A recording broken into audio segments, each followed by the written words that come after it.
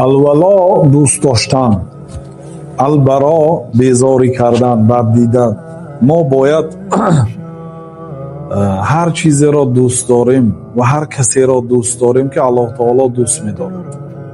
یعنی محبت ما با محبت الله تعالی باید موافقت کند و همین گونه هر کسی که الله تعالی بد می‌بیند ما باید بد بینیم.